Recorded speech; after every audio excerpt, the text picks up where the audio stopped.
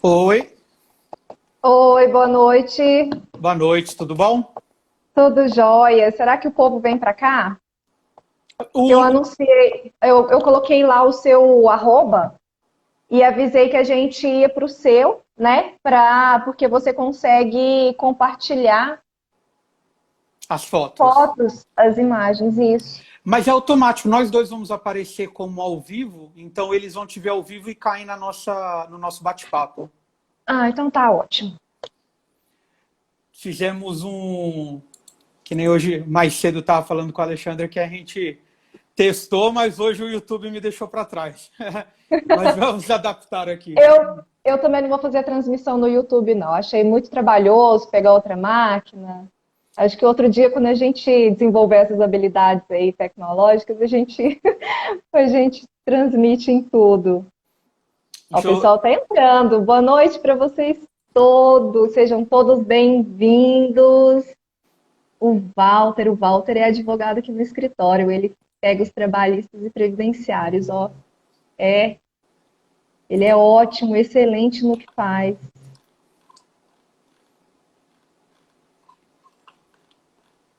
Francisco Cassange foi meu aluno. Boa noite, Francisco. Saudade de você. Por onde você anda? Vamos falar de responsabilidade civil hoje, viu, Francisco? Você viu essa aula lá, hein, no SESEC. Que coisa maravilhosa. Vamos falar, né, dessa Rondon Pacheco. Deus o livre. Não pode ameaçar uma chuvinha que todo mundo fica com medo e com razão, né? E Curiosamente, eu mudei para Uberlândia em abril de 2013. E e a primeira coisa que falaram foi: ó, se tiver chovendo, não vai na Rondon Pacheco. E 2 meses depois, teve aquela chuva de 29 de maio, 28 de maio, um ou 2 dias antes do Corpus Christi de aham. 2013, que foi um dos maiores alagamentos que ocorreu na Rondon. Meu Deus. Tenho alguns colegas aqui que estão pedindo o link, estou só mandando aqui para eles. Ah, tá. Enquanto isso, o pessoal vai entrando, né? Vou falar boa noite pro pessoal aqui. Boa noite, Joy. Tudo bem? Obrigada por estar aqui. Maria Clara, ela é fotógrafa, ela faz excelentes fotos, ótima fotógrafa. Fez um ensaio fotográfico profissional meu. Oi, Michele. Nossa, é claro que eu lembro, a gente estudou mesmo junto. Que bom ter você aqui. Eu espero que você goste do nosso conteúdo de hoje. Vamos falar da Rondon Pacheco, aquelas enchentes lá. E aí, é claro que as nossas conclusões, os nossos conteúdos, o nosso objeto de estudo foi a Rondon Pacheco, mas se aproveita o conhecimento, o conteúdo aqui se aproveita para o resto do Brasil inteiro. Né? Eu vou falar de São Paulo, vou falar de vários de entendimentos de vários tribunais de outros estados, né? O que eles pensam em relação à responsabilidade, se é do município, se não é, né? E a gente vai chegar num ponto aí que as leis existem, né? As leis Colocando existem. responsabilidade, é só uma questão de aplicar.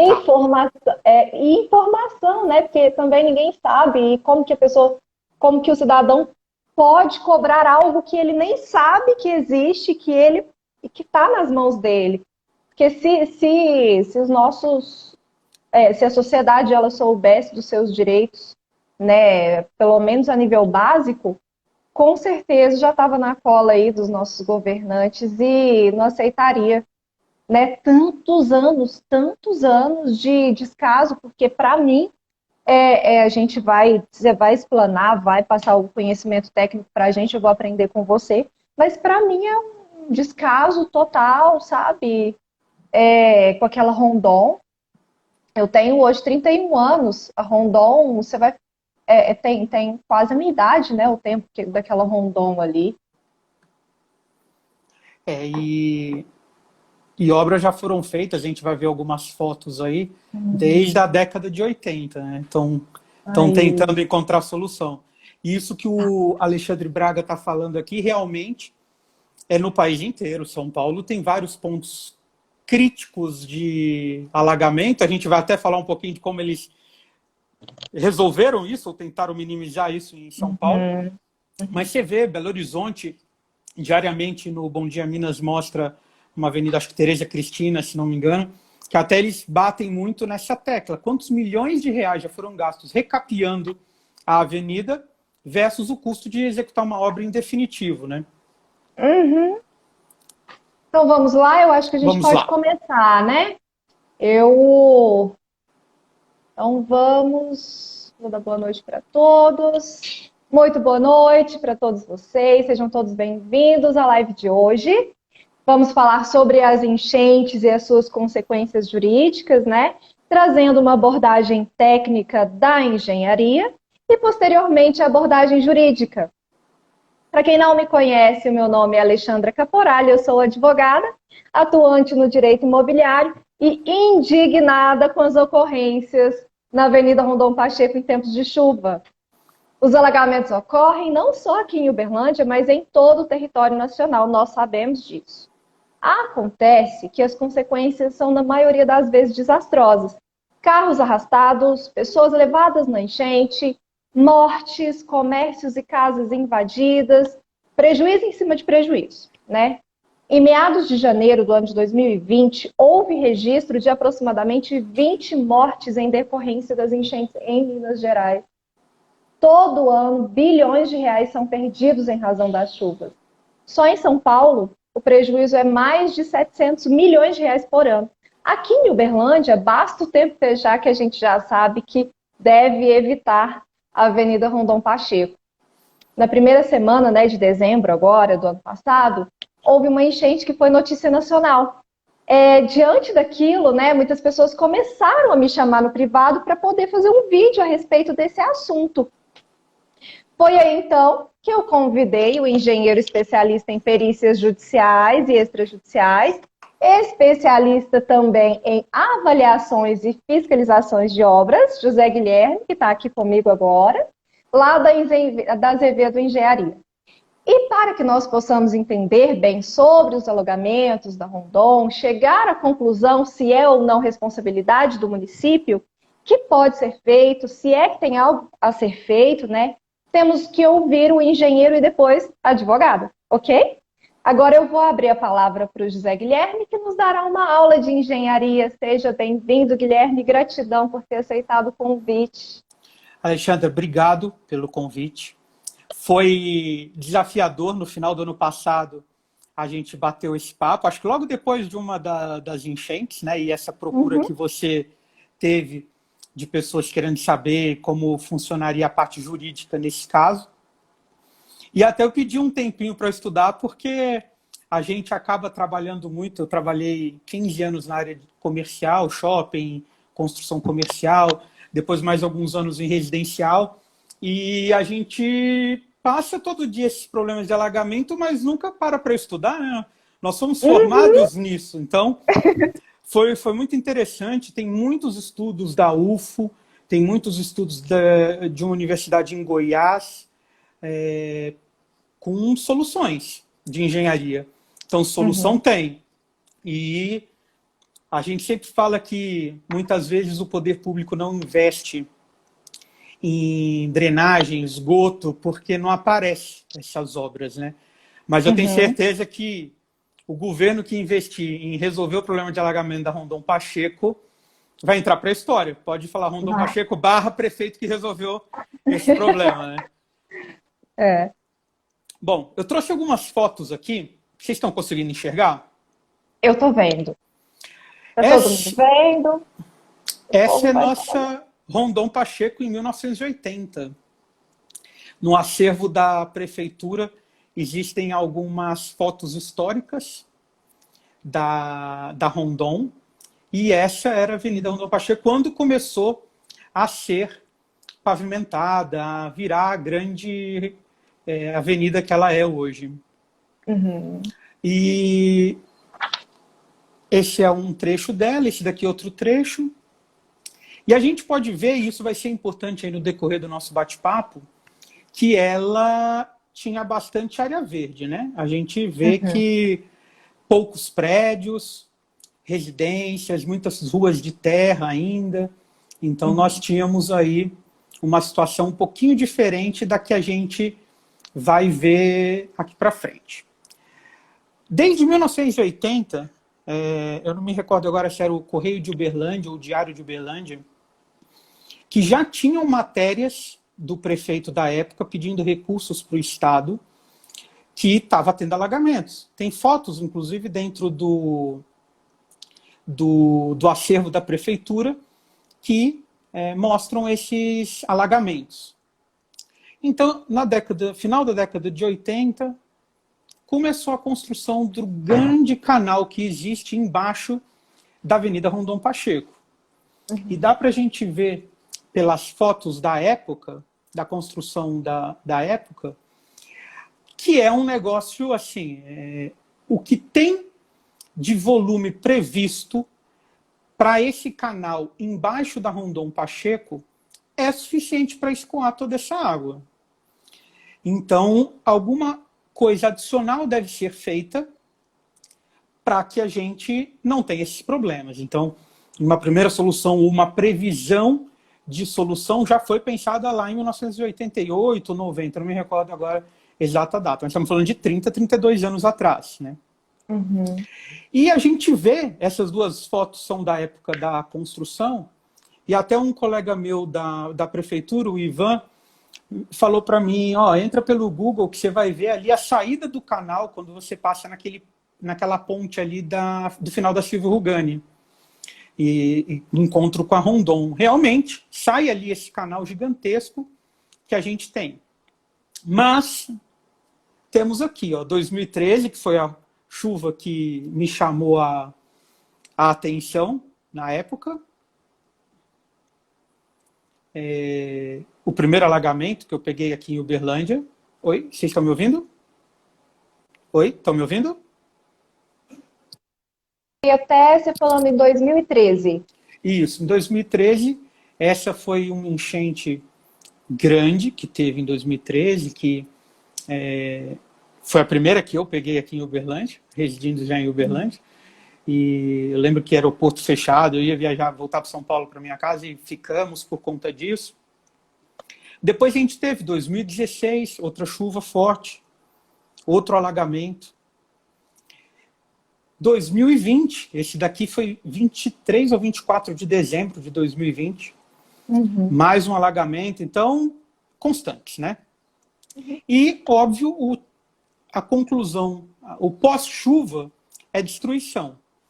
Seja destruição do patrimônio público, que é as avenidas, você ter que recapear todo o asfalto, ter que fazer um recapeamento, ou de carros, né?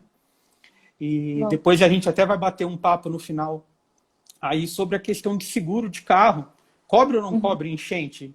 Podemos acionar ou não? Em São Paulo, eu estava comentando com o Alexandre que muitas vezes você tem que pagar uma taxa adicional porque não está alagamento. Então, são coisas aí para a gente ver. Mas vamos falar aqui de soluções. E vamos entender o que é uma... Agora entrando na engenharia, com geografia, um pouco como funciona a Rondon Pacheco.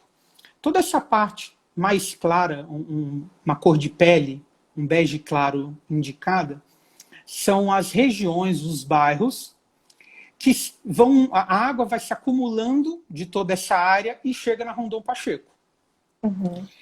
Então, é uma área quadrada, uma área de projeção da cidade enorme, que deságua na Rondon Pacheco. Então, só para a gente entender o que é uma bacia hidrográfica, eu trouxe essa imagem aí da internet, que é você pegar todos os pontos altos do que seria a bacia, essa parte pontilhada em amarelo.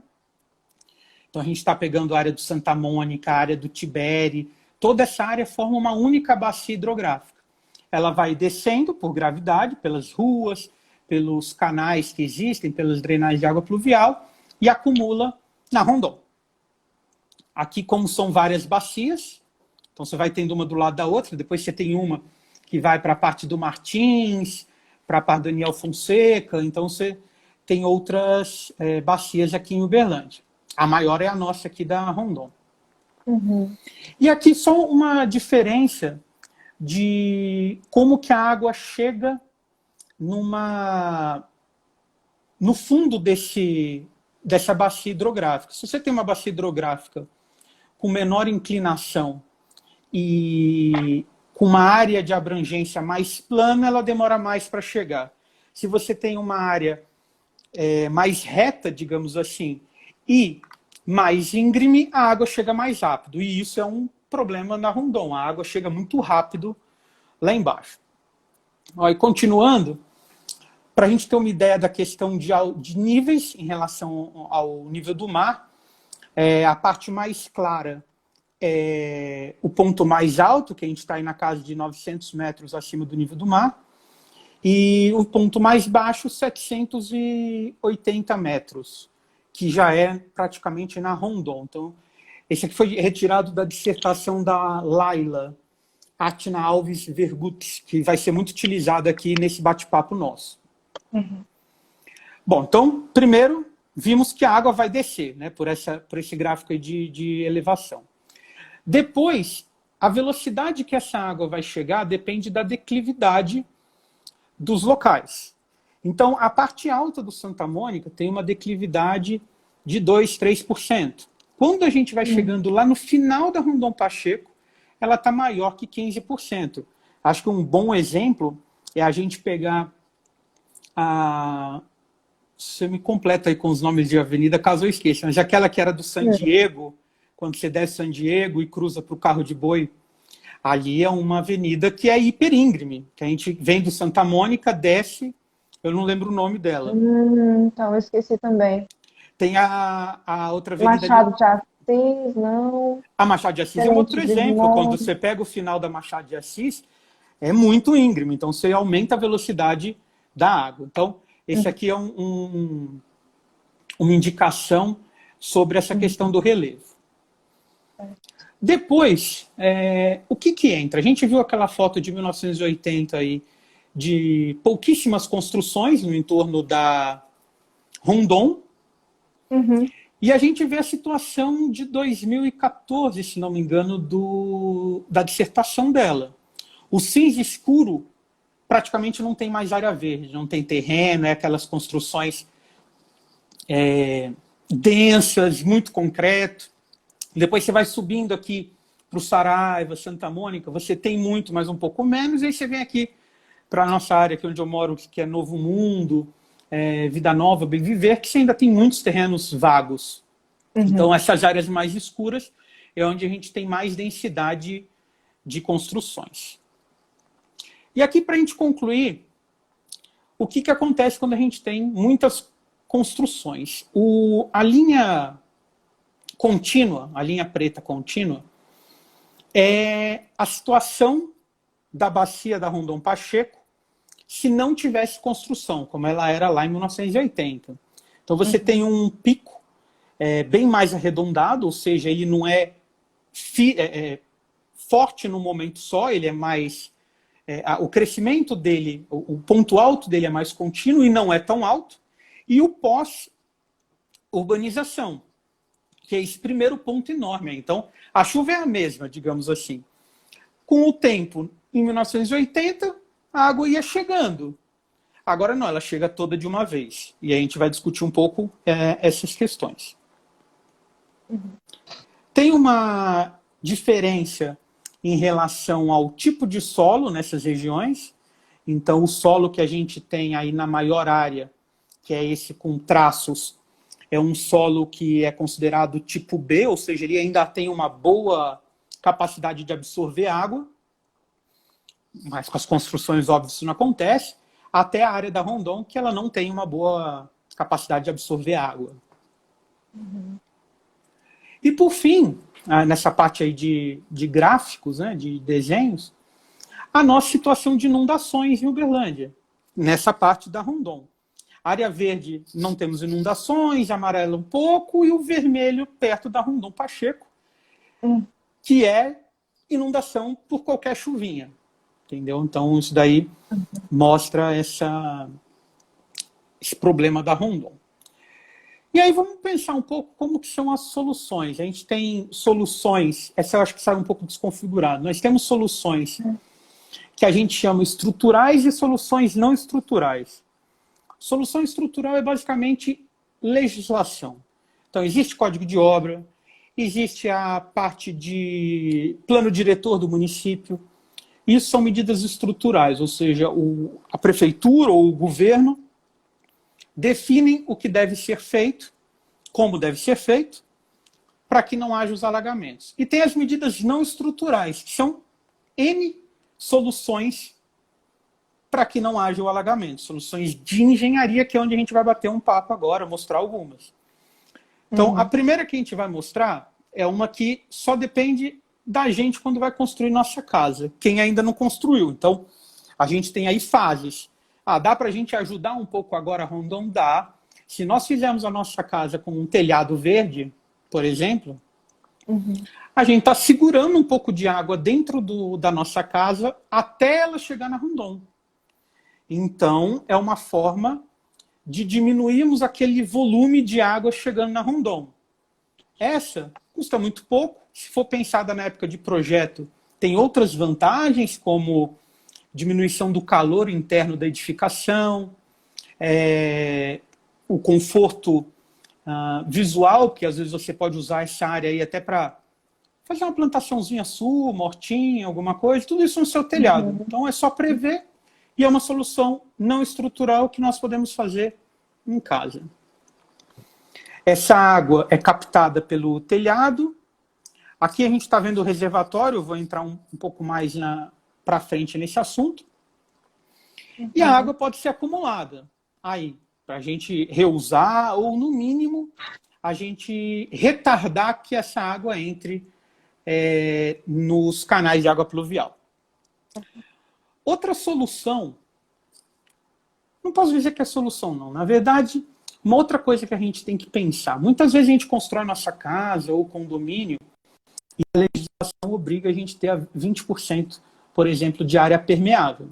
A gente faz isso bonitinho, vai lá na prefeitura, tira o ABITS. A primeira coisa que a gente faz depois do ABITS, concreta tudo, porque grama e terra dão trabalho, brita dá trabalho. Eu sei porque teve uma época que eu construía casas para vender e eu gosto muito de verde nas casas, fiz um paisagismo, fiz grama, vendi a casa. Não deu uma semana, eu passei lá para perguntar, tá tudo bem, né? A casa começou a operar, tá tudo ótimo, mas não tinha mais grama. Eu falei, se tivesse me avisado, ainda levava para a minha casa, que a gente estava começando a construção aqui da nossa casa. Então, virou tudo concreto.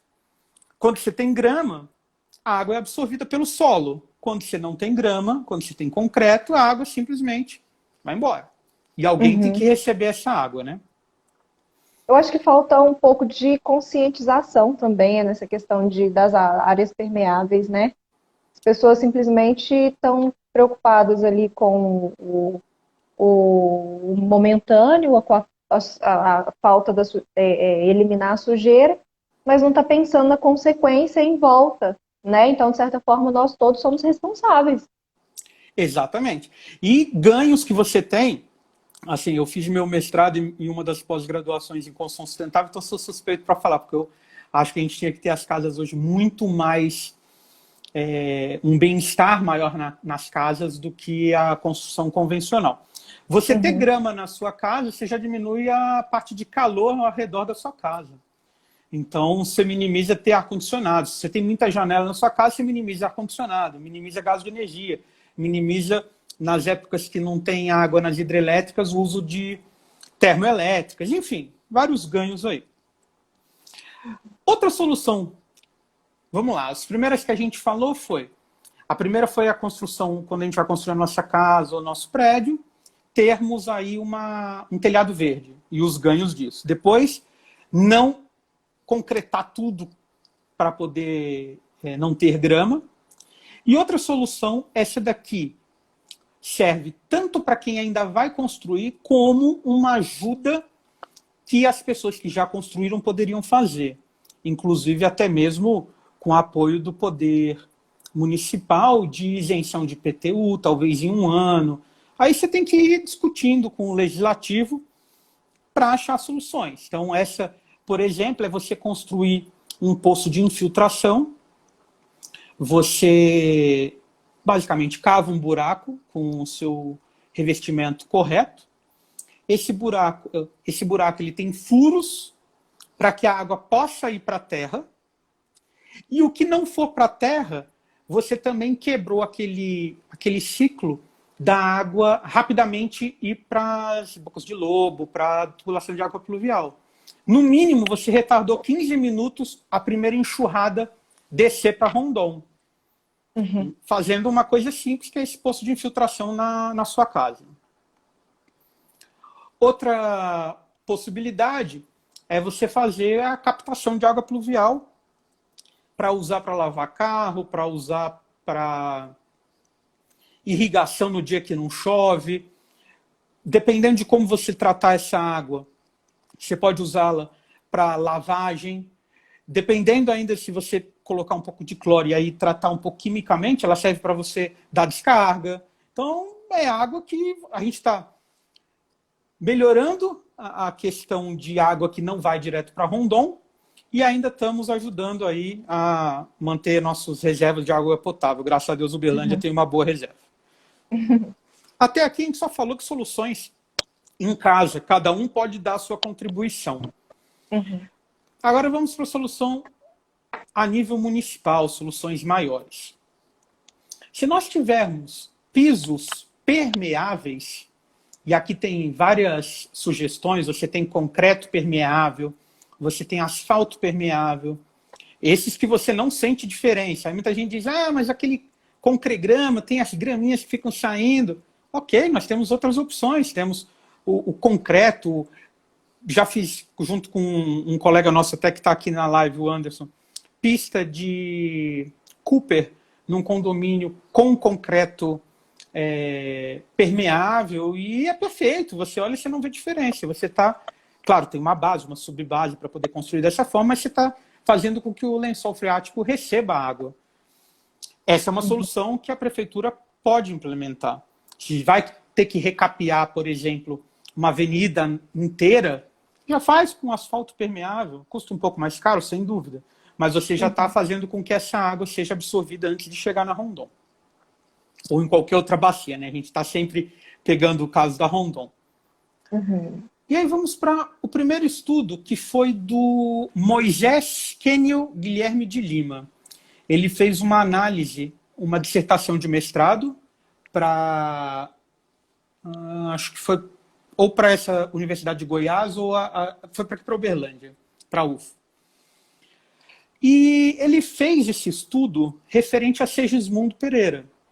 A Segismundo, em 2000 eu já estava morando aqui, acho que entre 2014 e 2016, se não me engano, foi construído o corredor de ônibus da Segismundo. E, óbvio, tinha um canteiro enorme. Esse canteiro foi reduzido para você ter essas duas faixinhas de ônibus aí. A amarela é o pessoal que está vindo e a azul é que está indo. E foi assim que ela foi pensada. Aqui uma foto do caminho dela, ela sai ali da João Naves e vai até o Terminal Novo Mundo, que esse foi inaugurado mais recente, aqui no final do próprio bairro Novo Mundo. E aqui uma foto de como ela é. Essa é a Segismundo pós-execução do corredor de ônibus. Você tem um canteiro central mais alto do que a rua e tudo asfalto.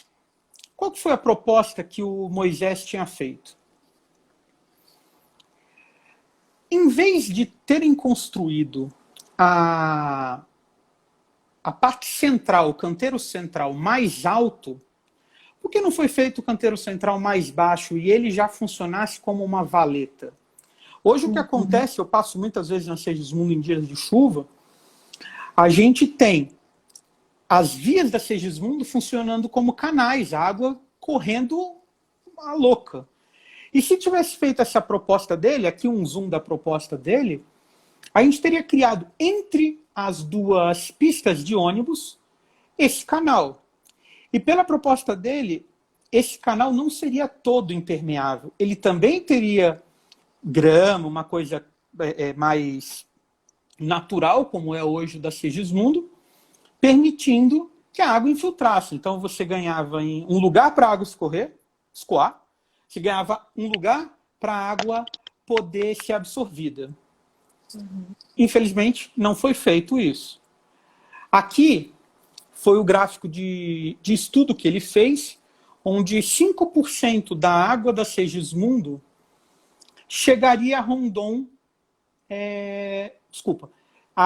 O pico de água chegaria na Rondon 5 minutos depois do que acontece hoje. Então, se você considerar todas aquelas ruas, você ganhar 5 minutos, principalmente que geralmente as chuvas fortes são muito pontuais, você dilatou esse acúmulo de água. E no volume total da Rondon, salvo engano, era 3% ou 4% também. Ah, é pouco. Sim, de pouco em pouco a gente está achando soluções aí para a Rondon. Existe um conceito que foi bem utilizado aqui perto ali do Praça Uberlândia Shopping, aqui no Novo Mundo, que são os piscinões, vulgarmente chamados de piscinões. E o conceito é o mesmo. Assim, começou a chover muito, o que você faz? Joga água dentro desse piscinão. Esse piscinão, ele recebe muita água, sai pouca água. E tem algumas questões de diferenças de altura. Então, ele funciona como de reservatório para retardar que a água siga para o seu destino, para o seu próximo destino. Aqui na área perto do Praça Uberlândia, aqui no Mansões Aeroporto, tem 2 ou 3 piscinões em níveis diferentes. Exatamente. Primeiro concentrou nesse, depois passou um tempo, vai para o próximo. Até a água chegar na Anselmo, para daí chegar na Segismundo. Então, era uma outra forma interessante de trabalhar. Esse aqui é uma foto de um desses piscinões aí, prontos, funcionando e com a água. Então a água fica acumulada ali. Boa parte dessa água é absorvida pelo solo, o que é muito bom,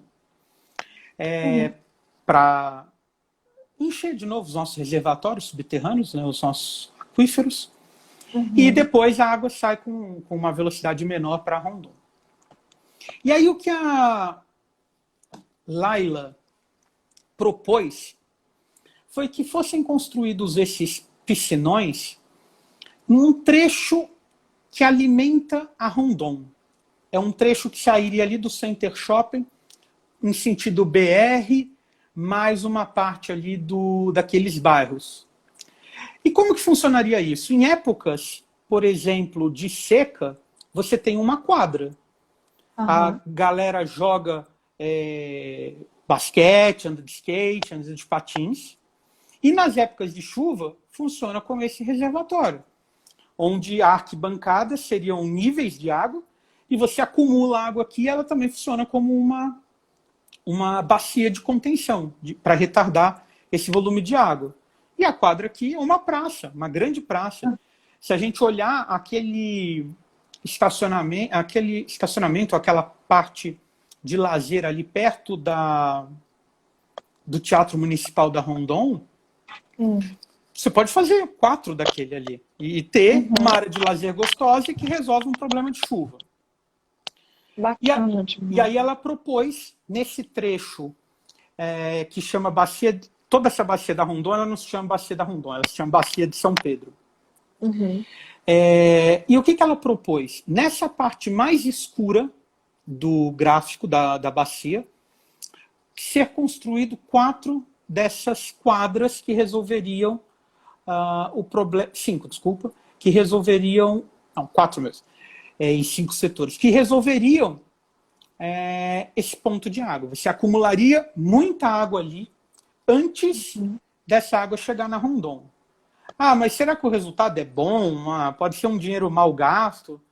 Está aqui o resultado que ela chegou. Ela simulou o volume de água e simplesmente no horário de pico nós temos uma vazão. Esse horário de pico lá embaixo na Rondon Pacheco, 1h40 depois do início da chuva forte, nós temos um volume de água de 700 metros cúbicos por segundo hoje. Usando essa solução dela, que é uma solução pontual, em apenas 1/5 da área da bacia, a gente cairia para quase metade. A gente está cairia para o pico de 400 metros cúbicos por segundo. Uhum. Com uma solução onerosa, porque essas contenções são onerosas, não tenha dúvida.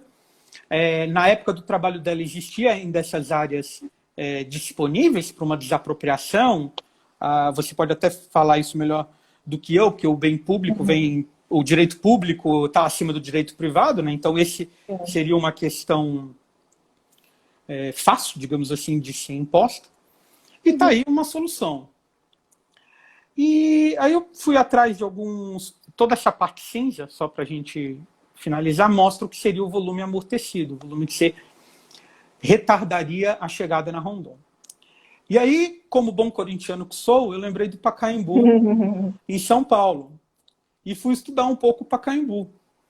Numa das últimas reformas do Pacaembu, não vou recordar o ano, foi construído um reservatório no mesmo conceito desse da quadra, sob o estacionamento do Pacaembu, lá em São Paulo.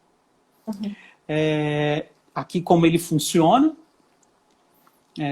você tem os níveis, o estacionamento em cima.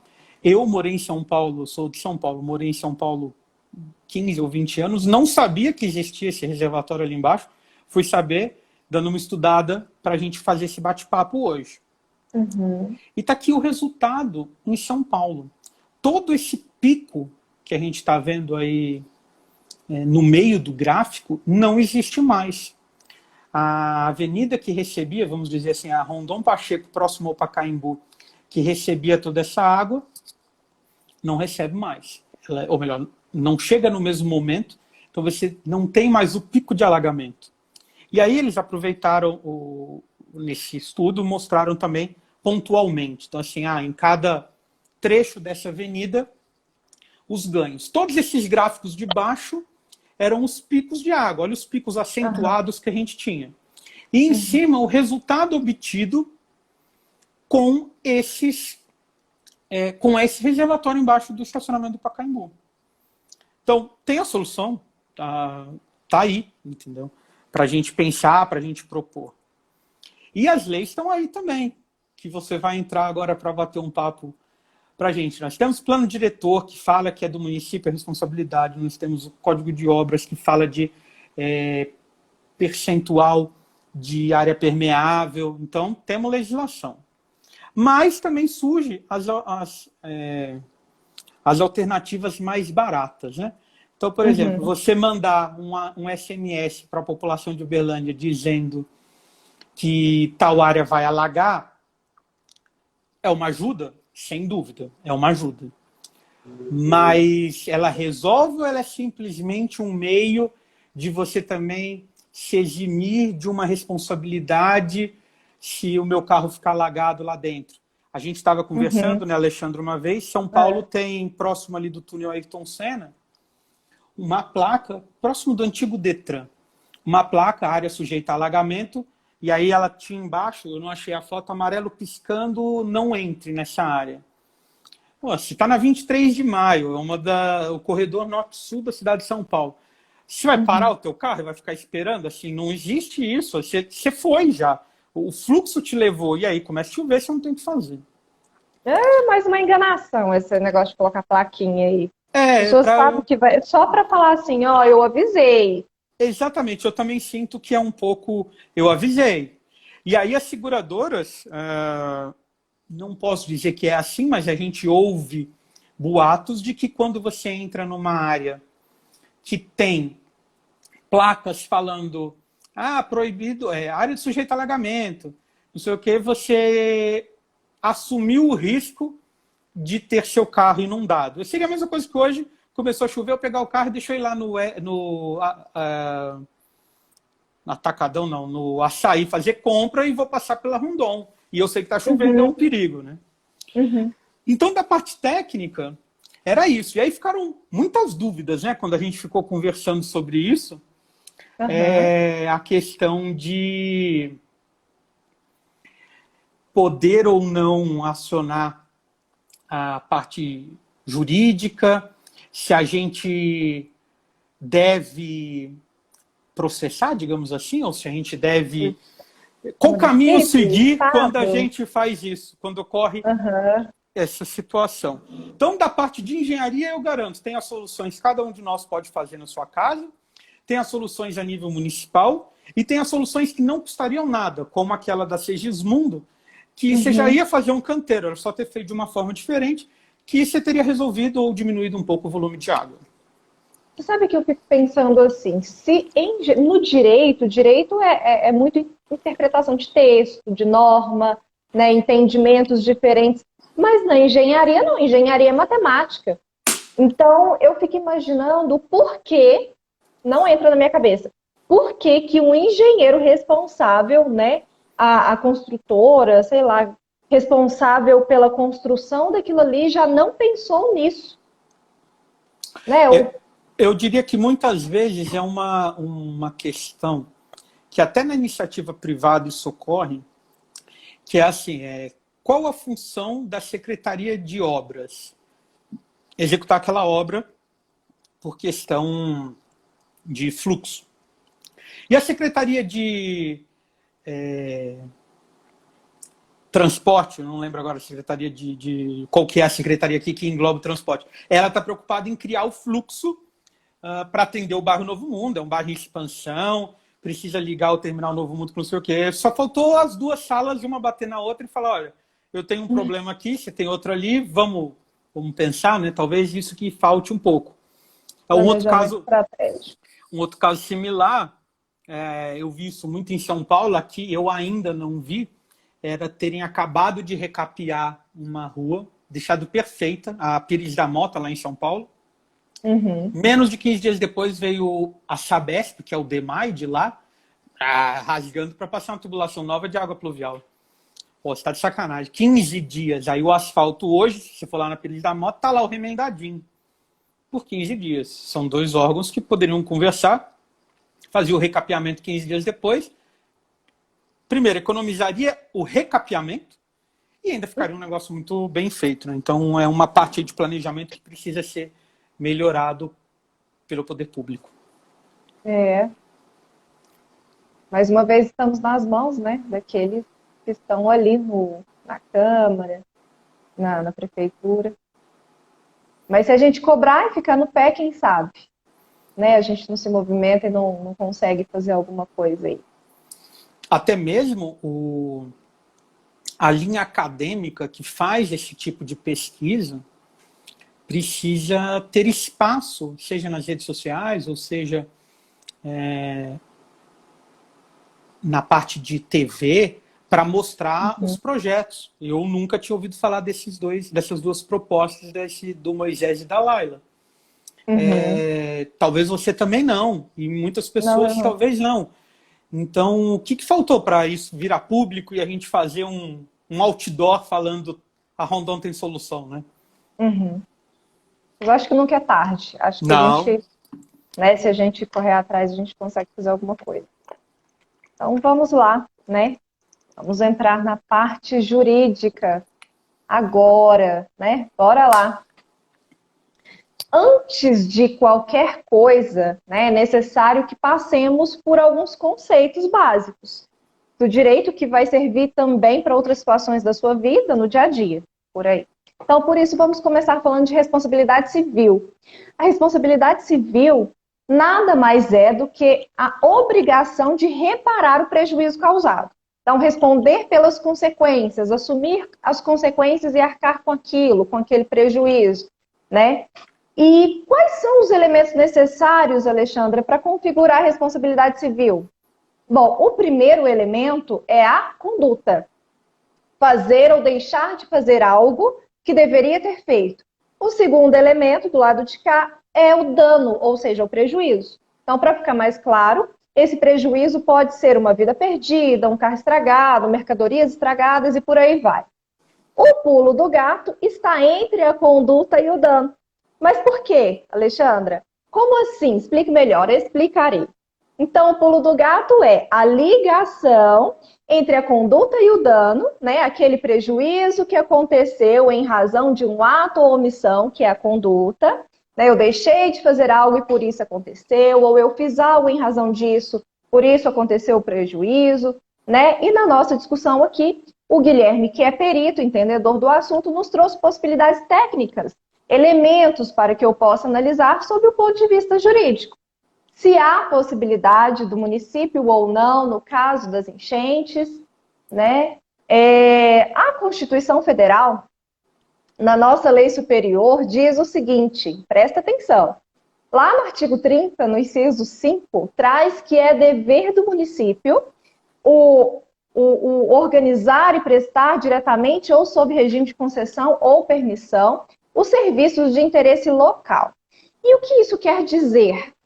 Que o município tem que criar medidas, né, de contenção desses problemas, o município tem que buscar alternativa de resolução e não buscando, caso alguém tenha prejuízos, o município tem a obrigação de indenizar esses prejuízos. Tá bom, Alexandra, já entendi que o município é responsável.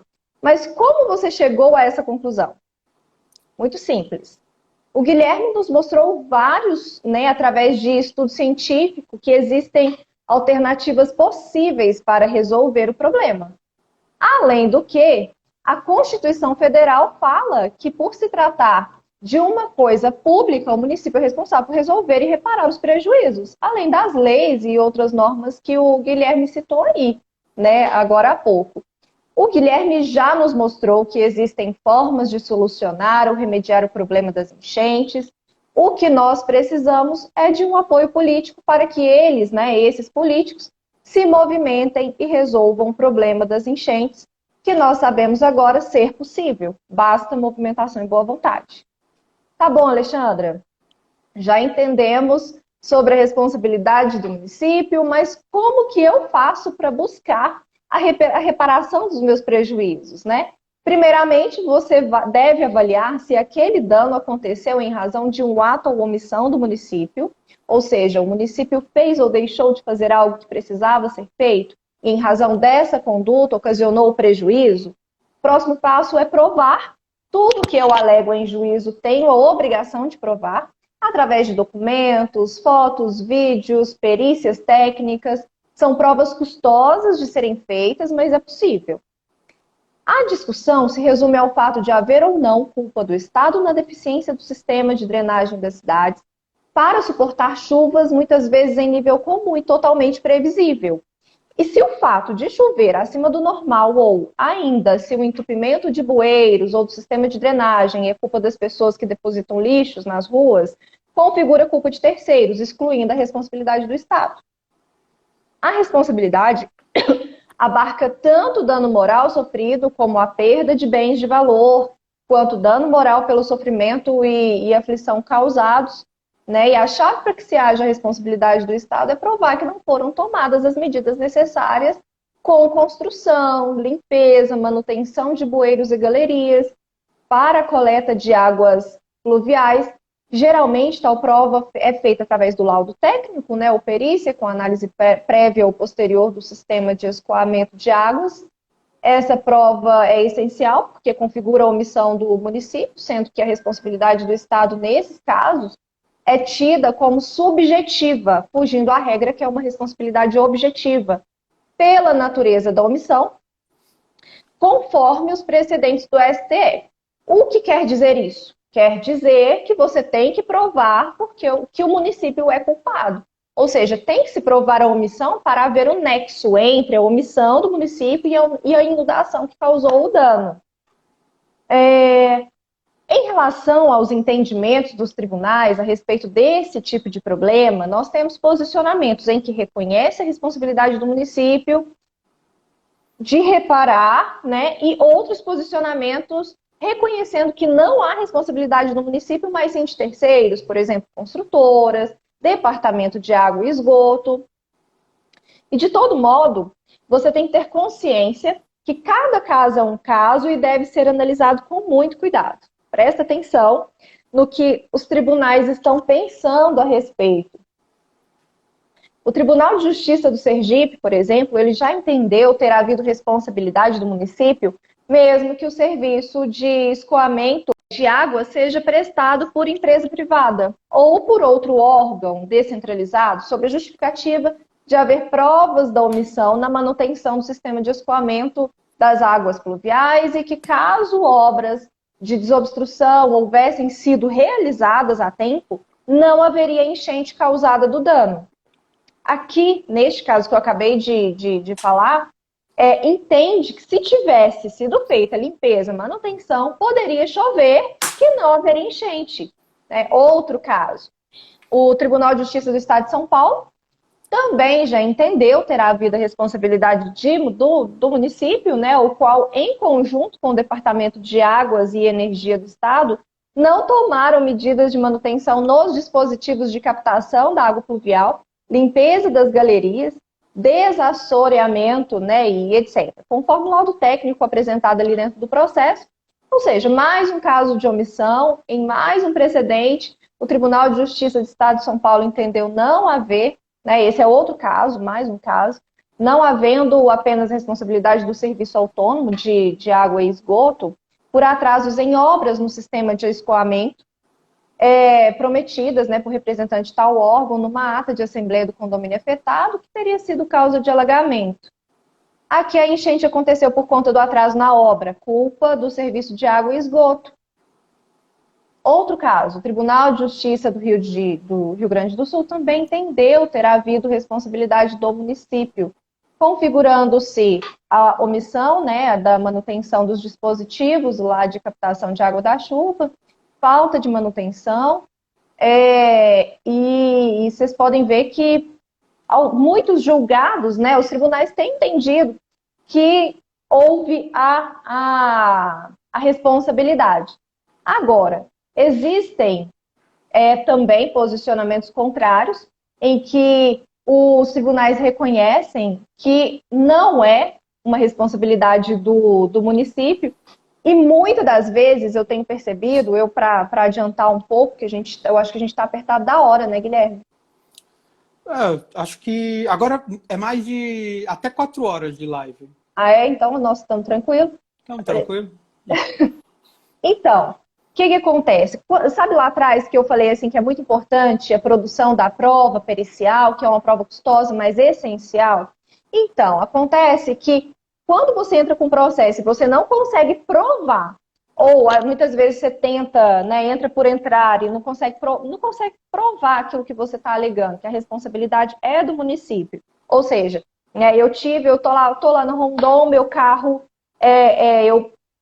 foi levado, e aí eu não consigo. Eu sei que o meu carro estragou por conta da enchente, mas eu não consegui provar que a enchente aconteceu por uma omissão ou por algo que o município fez ou deixou de fazer, naquele caso.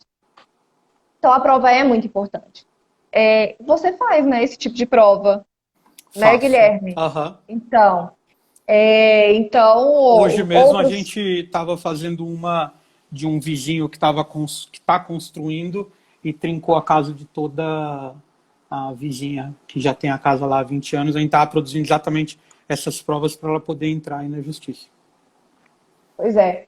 Esses dias para trás, teve uma canalização ali na Rondon Pacheco, arrebentou. Você lembra disso? Foi perto da OAB ali? Lembro que até uma senhora, se não me engano, na rua de trás, do nada caiu toda a água na casa dela, né? Eu vi isso daí. Imagina o estrago. E aí, de quem é a responsabilidade? Do município ou do DEMAI? E cabe duplamente aí o estrago, né? O estrago físico, porque alagou a casa dela, e o psicológico, o moral, porque ela simplesmente, ela mesmo falou numa matéria que eu vi não lembro agora qual jornal, ela não tinha mais coragem ou segurança de voltar para casa dela. Era uma senhora de mais de 70 anos, não tinha simplesmente a segurança de voltar, né? Pois é, essa situação, né? Bem complicado. Mas, em relação aos precedentes, que eu gostaria de comentar, é isso. A gente percebe que muita coisa pode ser feita para poder remediar, então a gente entende que há responsabilidade do município, sim, a gente tem que cobrar, porque eu acho que a força jurídica, ela está no momento em que eu já tenho um dano, né, que eu sofro algum prejuízo.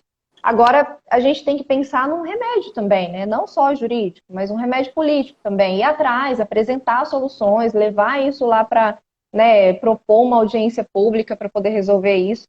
Mas juridicamente é possível pedir a reparação dos danos, desde que você prove. Você estava falando, Alexandre, agora eu até marquei aqui uma dúvida. Posso fazer uma pergunta? Pode? Em Uberlândia, o DEMAI, ele é responsável tanto pela captação de água pluvial, o tratamento, quanto pela retirada de lixo, né? A gente até paga... Acho que esse ano não teve a taxa do lixo ainda não, mas tinha a taxa do lixo aí, eu lembro de uns 2 anos atrás, a gente ter pago esse valor, ou tá junto com a conta d'água, não vou recordar. O fato da gente... Claro, primeiro a população tem que aprender a não jogar lixo na rua, né? Isso é uma coisa que a gente estava falando aí de conceitos que precisamos ir sempre lembrando. O DEMAI sendo responsável tanto pelo lixo quanto pela captação de água.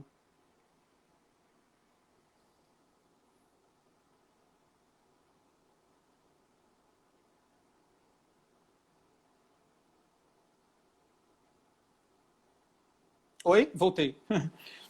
O DEMAI... Você estava falando da taxa de lixo. Você estava falando da taxa de lixo. Foi nessa parte então, que parou para mim. Falei muito você depois, então. Deixa eu voltar.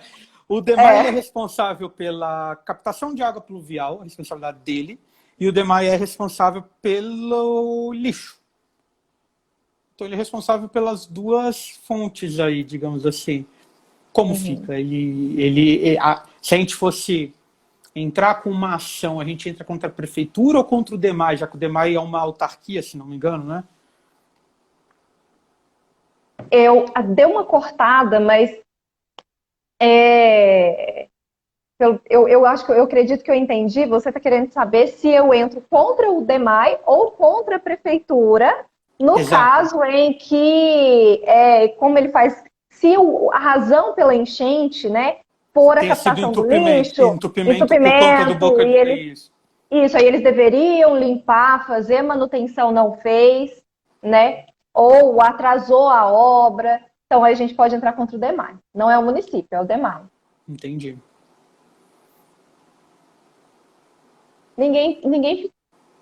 Alguém ficou com alguma dúvida em relação ao que o Guilherme falou, em relação ao que eu estou falando? Se vocês quiserem perguntar, caso a gente não consiga responder hoje, a gente volta outro dia, né, Guilherme? Exato, ou gravamos uma resposta, acrescentamos. A gente faz um informação, vídeo, a gente vai atrás. É uma questão...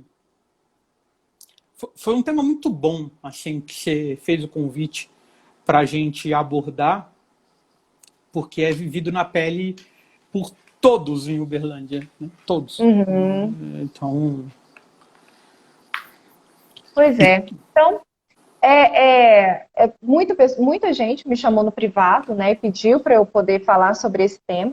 E aí eu pensei assim, gente, antes, porque o advogado, para que ele faça uma análise, ele precisa ter um parecer técnico, por exemplo, de engenharia, né? Chega um problema aqui para mim de uma construção. Eu não sou engenheira, eu sou advogada, eu entendo de responsabilidade civil, né? Eu entendo de coisa de lei. Já o engenheiro entende de estrutura, né? Da construção ali. Então, eu preciso que o engenheiro me diga como que deveria ser feito. É o trabalho que você faz, você posta bastante lá nas suas redes sociais. Gosto demais, aprendo muito. Tem coisa ali que eu nem sabia que existia. Né? E está no nosso dia a dia. O incrível é isso, né? Então, assim, eu preciso que o engenheiro me passe um laudo técnico, uma posição técnica, né, se aquilo ali está certo ou errado do ponto de vista da engenharia, para que eu possa analisar juridicamente a possibilidade desse pedido judicial. Então, por isso que você entrou primeiro, falou da parte técnica, né, das possibilidades, a gente entendeu que são inúmeras as possibilidades, é um pouco dificultoso, vai precisar de muita movimentação política para isso, né, política porque nós somos seres sociáveis, são os políticos que estão aí, são os vereadores, né, que estão no legislativo, é o prefeito, eles aqui que estão aí para poder gerir a nossa cidade. Então, e a responsabilidade deles. Acho que eu me perdi. Estava falando de responsabilidade. Não, e E você que falou a gente. sobre a prova pericial. Eu até aprendi com um professor de perícia, o Acácio Santos. Ele fala muito: nós engenheiros não decidimos quem tem a culpa ou de quem é a responsabilidade. A gente olha Uhum. tecnicamente, então tem uma infiltração. Qual é a causa dessa infiltração?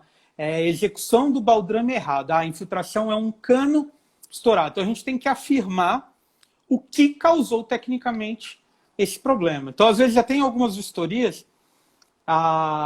Eu tenho um grande amigo e parceiro, o Alexandre, que sempre participa comigo. Às vezes a gente é questionado, mas a culpa é dessa pessoa? Eu falo,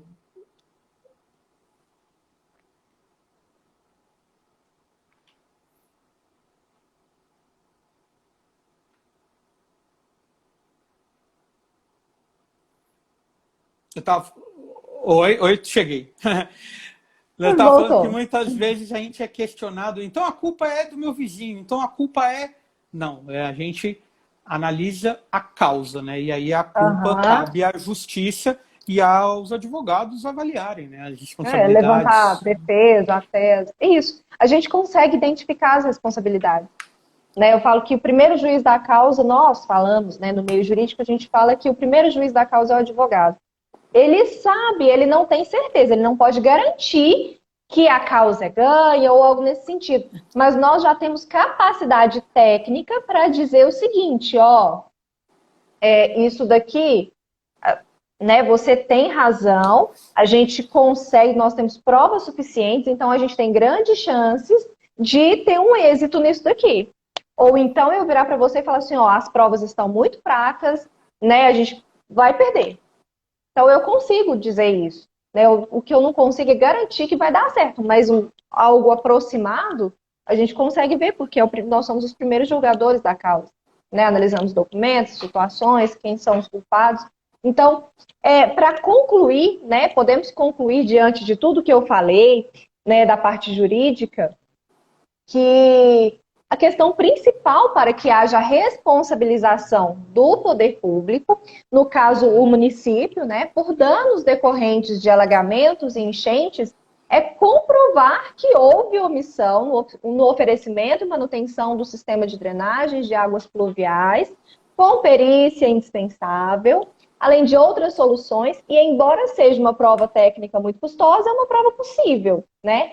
Mas também pode ser comprovado por reclamações encaminhadas à prefeitura e promessas de obras feitas pelo poder público que não foram realizadas a tempo, ressalvados os casos em que a falha no sistema de drenagem se dá por fato ou obra de terceiros. No caso de chuvas em quantidade muito maior que a média do período, em que não há como responsabilizar o município pelos danos sofridos, devido a tratar-se de um caso fortuito. No direito nós chamamos de caso fortuito. E, por fim, caso os alagamentos se deem por falhas de projeto e construção do imóvel, a construtora pode ser responsabilizada pelos danos sofridos. Deu uma travada aí também? Travou um pouquinho? Deu, Não. voltamos. Voltou? Será que deu para pegar o que eu falei? Eu perdi, se puder repetir, porque a minha deu um sinal aqui e perdeu a conexão. Aonde que eu parei? Tá, fala sobre o Onde que eu... resumo das possibilidades do poder público, né? A questão dele poder investir na solução aí. São várias, né? Exato. Deixa eu ver se eu consigo voltar do ponto, né? Não tem como responsabilizar o município pelos danos sofridos devido a tratar-se de um caso fortuito, quando a chuva, né, além do direito, chamamos de caso fortuito, quando a chuva... Não, e você falou do caso fortuito, é até interessante a gente falar agora da parte técnica. Uhum. Existem alguns tipos de dimensionamento, né? Então, por exemplo, um hospital, vou falar um negócio assim, só para a gente entender, não é assim, Tá. ele precisa ter a sua água pluvial do telhado dimensionada para uma chuva que a gente chama de período de retorno de 50 anos. O que é isso? Pega-se a história pluviométrica, os dados históricos, e fala qual foi a maior chuva que teve nos últimos 50 anos. Foi 135 milímetros. Então, você tem que dimensionar para isso. Então, por exemplo, a Rondon, quando ela foi dimensionada, ela deve ter sido dimensionada para uma chuva de retorno de 30 ou de 50 anos. Não sei dizer, não sei o projeto. Uma casa é feita para 10 anos. Então, a cada 10 anos, pode ser que a gente tenha uma chuva que inunde a nossa casa. Então, o que nós fazemos? Eu, pelo menos aqui em casa, coloquei 3 águas pluviais a mais. O Greco, que foi o pedreiro, o encarregado aqui, ele falava: Guilherme, você é maluco, só você para pôr tanta coisa assim. Eu falava: deixa, não custa nada, é melhor do que ela. Antes sobrar do que faltar, né? Exato. Então, o dimensionamento, ele é feito assim. Então, realmente, vão ter casos fortuitos. Quando você tem uma chuva que ultrapassa o período de retorno, você tem 2 chuvas gigantescas em menos de 2, 3 anos, existe o mesmo caso fortuito. Não pode ser qualquer chuvinha inundar uma avenida como a Rondon Pacheco, né? Uhum. Igual você explicou, assim, é perfeitamente previsível, porque já há tantos anos acontece isso, né? E aí já sabe que o declive, que fala? Declividade, Então, já sabe que o declive da água, toda a água dos bairros ao redor vai tudo para lá de uma vez.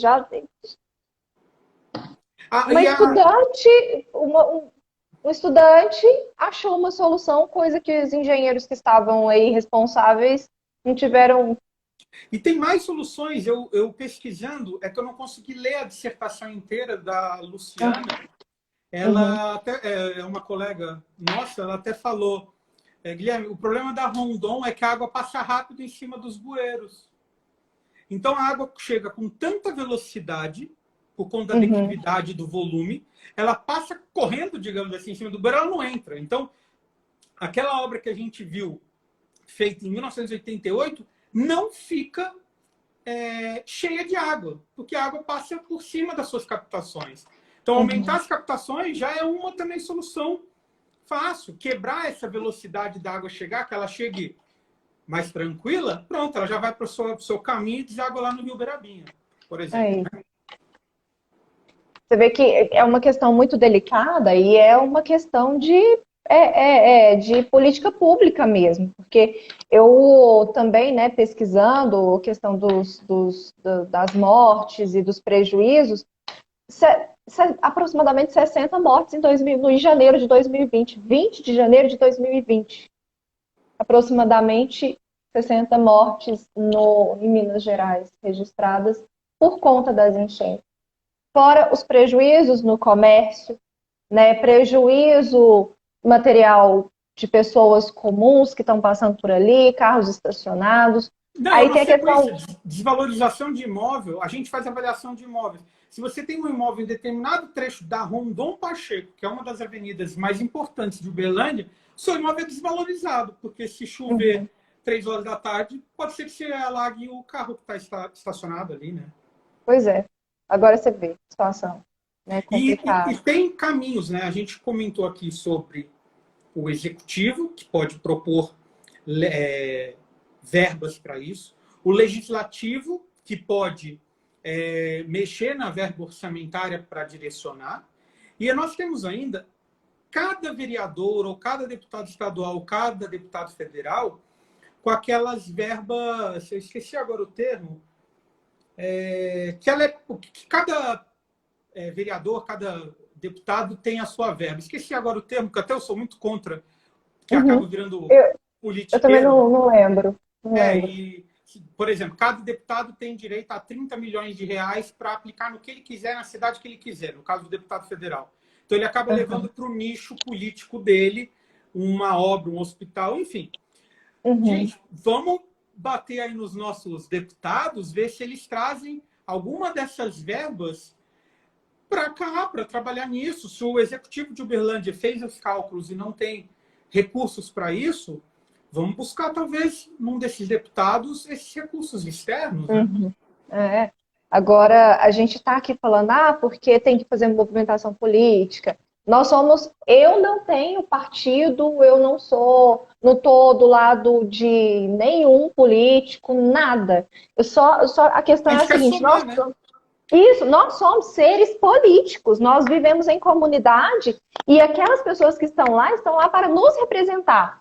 Então, quando eu tenho uma situação pública, uma coisa, por exemplo, das enchentes na Rondon, e eu percebo, nós percebemos através do estudo, dessa discussão aqui, amadurecendo esse conteúdo, a gente percebe que a solução a longo prazo está lá dentro, por que que eu não posso cobrar? É minha obrigação cobrar como cidadã. É sua obrigação cobrar como cidadão. Você que está aí nos assistindo, né? É uma questão social, é uma questão de cidadania, é uma questão de sustentabilidade, é uma questão de evitar que prejuízos, pessoas sejam prejudicadas no futuro. Então, a gente buscar apoio, buscar cobrar, né, dos nossos governantes para poder fazer alguma coisa, por exemplo, que a E, gente tem discutido. e você falou uma coisa importantíssima. Olhar cada um de nós para nós mesmos, internamente, e ver. Eu construí minha casa. Eu fiz alguma coisa depois da construção que atrapalhou? Ah, fiz um gó de grama, concretei. Tudo bem, então cria um poço de infiltração. Compensa. Você consegue compensar dentro da sua casa para ter o conforto. Pronto, você fez a sua parte. Agora, se 20% é muito ou é pouco, aí cabe aos engenheiros realmente que fazem os estudos para isso na prefeitura corrigirem a lei ou não. Mas se a gente seguir o que está lá, a gente está sempre colaborando para que o processo flua, né?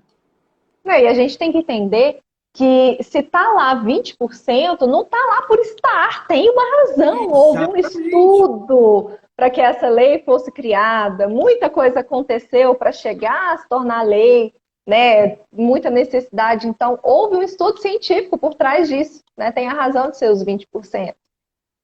E o que eu mais gostei, a solução que eu mais gostei, é claro que essa é a de formiguinha, né? É que a gente, na nossa casa, faça o sistema de captação lá sabe, a gente pode fazer um reservatório, reaproveitar a água. Olha que sensacional. No mínimo, se você falar, não gosto de ter trabalho com aproveitamento, põe as duas cisterninhas, que você vai reduzir o volume de água naquele primeiro impacto que vai para a rua. Uhum. E você sabe mais ou menos quanto fica? Nossa, se você fizer isso daí na época de projeto da sua casa, não dá R$ 2.000, R$ 3.000. Se for depois, pode ser que você gaste um pouco mais. Por exemplo, a gente está com uma casa pronta, né? Pode ser que Uhum. agora, para eu pegar essa tubulação, eu tenho que pegar ela já quase próximo da rua. Então, eu vou gastar um Uhum. pouquinho mais, porque sempre que se mobiliza para uma obra é mais caro. Mas não passa de Uhum. 6, entendeu? É muito, é. Para algumas pessoas, óbvio, mas são soluções. Então, eu não tenho R$ 6.000 agora. Por que não propor uma lei de isenção do IPTU ou uma lei de alguma isenção IPVA ou alguma isenção que faça esse contraponto, né? Uhum. Tem alguma... Ou... Eu não sei se é Rio de Janeiro, que tem o IPTU verde, que é para quem... Posso estar errando a cidade, mas eu sei assim, tem uma Uhum. cidade que se você tiver a sua casa com 40% de área permeável, digamos que a lei lá é 20, você tem tantos por cento de redução no IPTU. Se você tiver o Uhum. telhado verde, você tem mais tantos por cento. Claro, tem um limite. Se não me engano, tem outros que, se você gerar a sua própria energia com placas fotovoltaicas na sua casa, você também tem um desconto X. Então, vamos fazer esses estudos, né? Vamos fazer as compensações, vale a pena pensar. É, realmente. Sabe o que é engraçado? Que a gente vasculhando e estudando, indo a fundo, a gente vê que a responsabilidade é do ser humano. Se tudo isso está acontecendo, é culpa de alguém. Alguém foi lá e fez ou deixou de fazer. E aí, se a gente for observar, não só ali na Rondon, porque todo mundo fala assim, não, mas a Rondon é um caso à parte, porque ela passa em cima de um rio, né? E aí, no Brasil inteiro, onde tem alagamento, você vai ver, tá? Houve a construção da via em cima do rio. Então, assim, uma hora aquilo ali vai explodir, né? Não dá conta mesmo. Naquele conceito que a gente estava mostrando das bacias, é exatamente isso. Por que existe o rio ali? Por que a natureza permitiu que tivesse um rio ali, porque é o fundo do vale, é onde toda a água vai. Então, gente, é isso. Então, a engenharia está aí para pensar nisso antes do planejamento urbano. Nessa linha, né? É. Eu acredito que ninguém ficou com dúvida. Será que tem, bem esclarecidos os assuntos? Ale Braga, obrigada, Ale. Tem que haver um maior rigor das entidades de classe e Ministério Público. Eu também acho, concordo com isso. E a gente também cobrar, né, das pessoas que estão ali. Que eu votei em alguém, né? Você votou em alguém também. Vamos lá cobrar desse povo? Fala assim, E ó, então lembrar, senta aqui, vamos, tem uma demanda assim, assim, assim. É agora. Você vai provar que tem. independente da pessoa que você votou talvez não tenha vencido a eleição, né? A gente não pode esquecer, isso eu tenho que falar para as pessoas, que o nosso sistema, a gente vota numa pessoa, mas no final a gente está votando num partido, né? Então, se o seu vereador não foi eleito, pelo menos pega o início do númerozinho dele, vê que partido ele é, e algum vereador foi eleito com o seu voto. Então vai nesse, porque você elegeu ele indiretamente. E não só isso. Não, então você tem alguém ali que não foi o seu representante, mas no momento que você votou no seu vereador, ele faz parte de um partido, a legenda elegeu alguém, então ele é o seu voto. Vamos lá. Além do que, todas aquelas pessoas que estão lá, ainda que elas digam assim, eu sou representante de tal bairro, eu represento a comunidade LGBT, ou eu represento as mulheres, ou eu represento o deficiente, alguma coisa assim. Tá todo mundo ali, tá representando todo mundo, não existe isso. É claro que os assuntos são voltados, estão lá para brigar por políticas públicas e melhoria para aquela classe. Mas isso não os isenta da responsabilidade de governar para a gente também. Né? Eles estão nos representando, todo mundo, de ponto a ponto. Então qualquer pessoa pode cobrar e de qualquer um lá. Exatamente. Foi muito bom o bate-papo. Gostei. Eu também gostei, Guilherme. Essa Quem sabe é a a gente... segunda live. Primeiro eu queria fazer um agradecimento, 2, na verdade, que Uhum. foram a essas pessoas, essas 2 pessoas que estudaram aqui e que a gente trouxe soluções deles. É a Laila Atna Alves Vergut. O projeto dela é análise da implantação de reservatórios de detenção na Bacia São Pedro e modelagem hidrodinâmica da Avenida Rondon. E o Moisés Keniel Guilherme de Lima, que a dissertação dele foi análise da implantação de valas de detenção na Avenida Segismundo Pereira, Bacia do Córrego Jataí, na cidade de Uberlândia. São 2 trabalhos disponíveis na internet que nos ajudaram nesse nosso bate-papo. E muito, para mostrar que tem as soluções, né? Ótimo. Com certeza eles não devem estar aqui com a gente, né? Mas daqui a pouco, do jeito que a internet chega até eles. Exato. E aí fica aí o nosso agradecimento pela contribuição, né, do conhecimento, construção do conhecimento, que é muito importante para todos. Queria te agradecer, Alexandra, o convite. Eu não tinha pensado em fazer lives, mas no nosso bate-papo de fim de ano, me animei. Até semana passada eu fiz com um amigo meu, o Leonardo, que é advogado lá em São Paulo. A gente falou sobre os contratos de locação de imóveis. E me animei toda quarta-feira. Agora acho que eu vou tentar fazer uma live. Semana que vem, na quarta-feira, eu quero debater um pouco as 10 dicas que a gente elaborou na semana passada e nessa. Cada dia a gente está colocando uma dica. Dica simples. Às vezes você vai construir sua casa ou reformar. Coisas assim, preciso de um engenheiro, óbvio, preciso de um advogado, óbvio, preciso de um contador, óbvio. Para mim, esses 3 têm que fazer parte de uma construção. Mas ali tem algumas dicas que você pode, pelo menos, olhar para você evitar metade dos trabalhos que a gente tem. Não é que a gente quer ficar sem trabalho, não. Hoje eu estava até falando com o Alexandre. falei, não, vamos pegar uns trabalhos difíceis, que a gente pare, estude, é gostoso isso, né? Esses que são de coisas desafiador. simples, vamos dar as dicas para não acontecer, né? Todo mundo não Aham. passar esse desgosto. Então, eu queria te agradecer pelo convite e por despertar isso daí, né? Foi uma coisa muito boa. E vamos pensar em novos temas aí para estarmos conversando em breve. Vamos. Eu que te agradeço por ter aceitado o convite. Eu acredito que sem você não teria chegado a esse nível de transmissão de conhecimento, não. Porque foi bem, né, foi bem aprofundado, foi bem dedicado. A gente vê o seu comprometimento. Eu gostei muito, muito mesmo. Eu estou, inclusive, dos seus conteúdos, quero falar. Eu estou gostando do seu conteúdo. Agora eu estou falando. A gente tem uma plateiazinha aqui, mas eu estou falando para você, Guilherme. É muito, muito importante todas as dicas que você dá.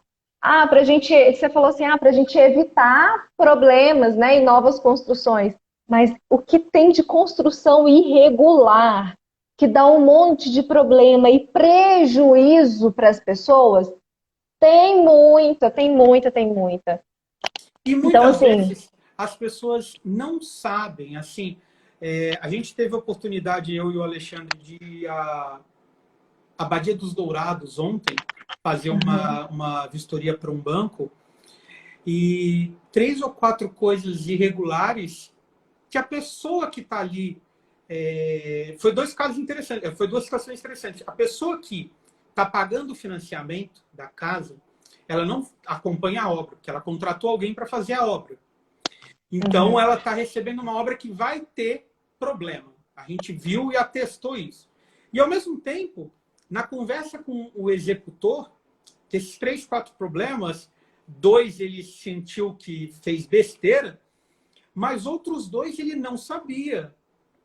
Então, assim, são coisas que a gente, que é técnico, estudou para isso, vamos compartilhar, é tão simples. Ele saiu ontem feliz que aprendeu 2 coisas novas lá e ele vai ter menos problema de reclamação no futuro das obras dele, entendeu?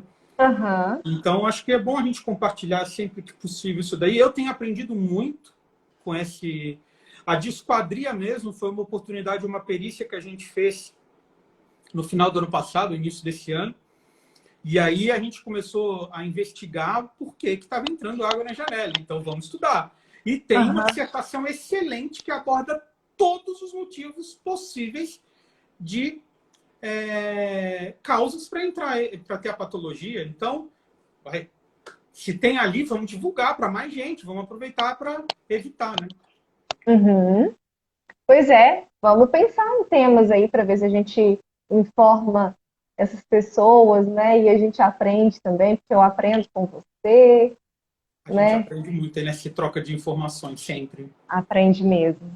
E Nossa. às vezes as dúvidas, né? Como você mesmo recebeu muitas dúvidas ou Aham. questionamentos, teve a ideia de discutir o assunto, aí me deu a tarefa de pesquisar, então nessa brincadeira, no mínimo, todas as pessoas que assistiram aqui aprenderam um pouquinho mais, a gente, então é troca de conteúdo, é muito bom.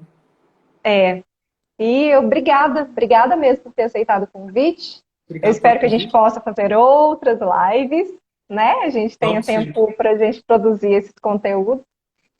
E é isso. Ótima noite para você, ótima noite para todos que estão Pra todo aí. mundo. Se tiverem alguma dúvida, podem mandar no direct, tanto o teu quanto E o meu. manda no Fiquem à privado vontade. aí. A gente vai.